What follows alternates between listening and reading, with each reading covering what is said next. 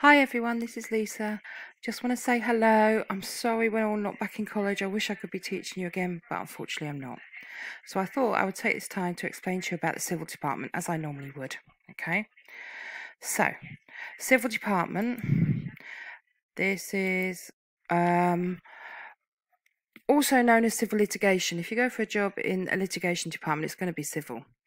It is the biggest area of law and it is really the best paid in every single way. This is where the big money is. Now, anyone can start a civil law case, even you. I've done it loads of times when I was working for other companies, taking somebody to court because they haven't paid. Civil is always about money or property, but basically it comes down to money. Now, it's important to note that there used to be, but there is not anymore. There's no assistance from the government for court fees, okay? So if you want to take someone to court, you're going to be paying it yourself, okay? Now, probate, family, and corporate, they all come under civil law, but that's not what we're going to be concentrating on this, okay? Just going to tell you about courts in the civil system. Occasionally, there's a little bit of civil work in the magistrates' court, but most of the work is done in the county court or the high court, okay? And I'll just explain. If I wanted to take someone to court because I lent them £2,000, they haven't paid me the money back, I would take that to the county court and I would normally fill in a form, put the reasons why, try and claim interest on it, and it would go to a county court, okay? Now, it's not like a courtroom. It would normally be myself and the judge and the other side sitting in a room and discussing it, and then the judge will come with a decision. Now, if it's for a lot of money, say it was £100,000, that will go straight to the High Court because it's big money, okay? If I won or if I didn't win, it could be taken to the Court of Appeal Civil Division. And if you don't agree with the decision, it can go to the Supreme Court, but it's really unlikely unless it's something really massively important, like PPI claims or refund of bank charges. Normal people don't get to the Supreme Court. What is important to know is a person cannot be sent to prison if they lose a civil case, okay? So if I took you to court because you owe me £2,000 and you don't pay, you're not going to be sent to prison. There's no way you're going to be sent to prison. The worst that can happen is you have to pay me, I'll send bailiffs in, I'll send sheriffs in, or I'll get an attachment to your future earnings, but you will not go to prison for it. You've probably heard of debtors' prisons, but they're in the olden times, not these times. So in this country, you cannot be sent to prison for debt, okay?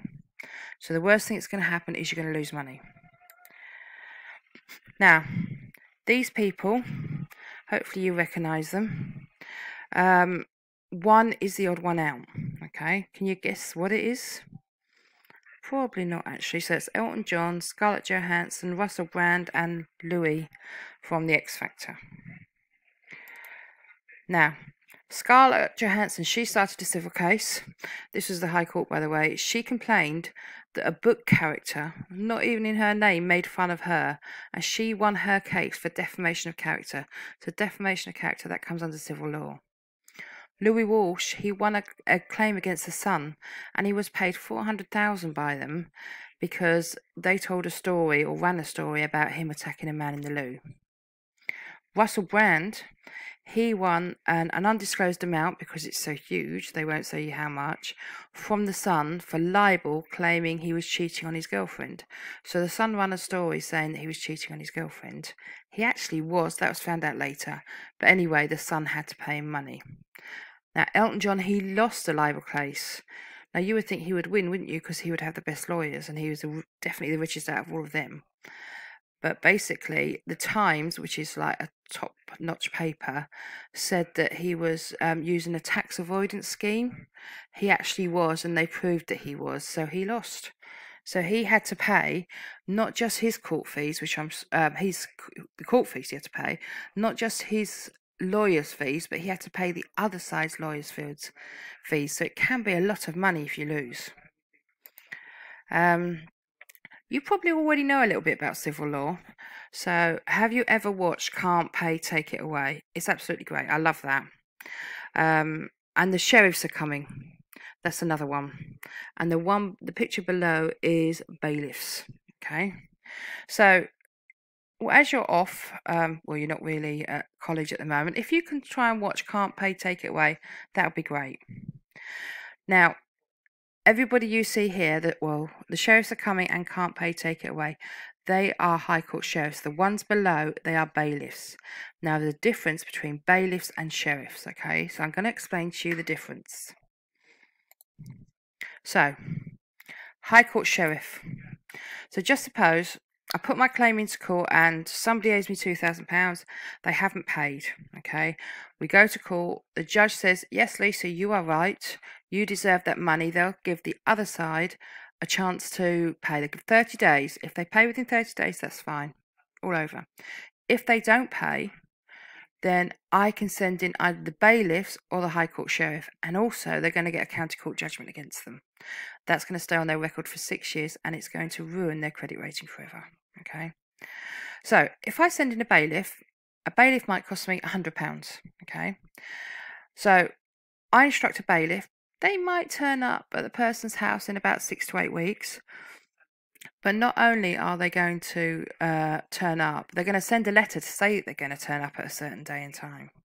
So all that person has to do is not answer their door, make sure the windows are shut. Bailiffs can't do very much at all. But if they do get in, this is what a bailiff will do.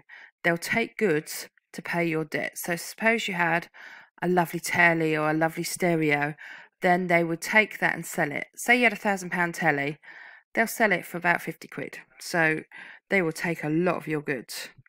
They can't take anything essential. So they can't take your cooker, for example, because that's essential, or your fridge, because that's essential, or your clothes, unless it was loads of designer gear. They could take that. Okay. They're quite cheap, because I said it's only about £100.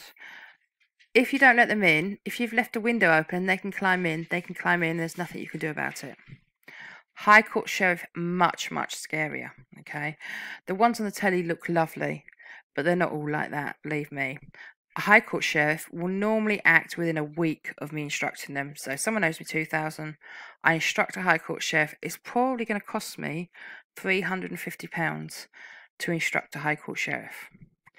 Now, they're not going to tell you they're coming. They're just going to turn up at 6 o'clock in the morning, bang on the door, barge in. If you open the door, that's it. They've got a foot in, they will get in. They're just going to turn up and take the goods, okay? If you're not there, they'll just break in and take stuff and worry about it later. So they are the scary ones, and if you really want your money back, High Court sheriff is the way to go.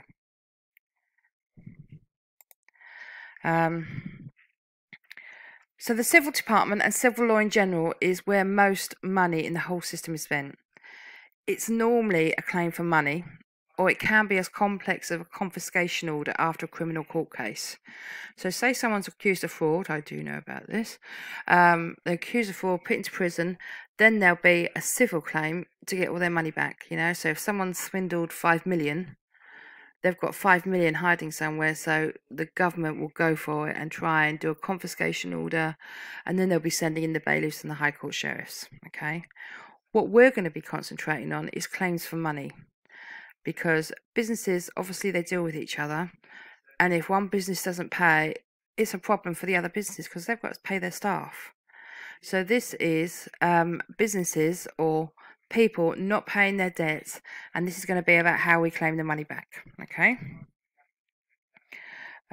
So I'm going to show you the proper claim. So what you would normally do, if someone owes you the money and they're really not paying, you have to pay 3 letters to the debtor, that's the person that owes the money, saying, if you don't pay, I'm going to take you to court, okay?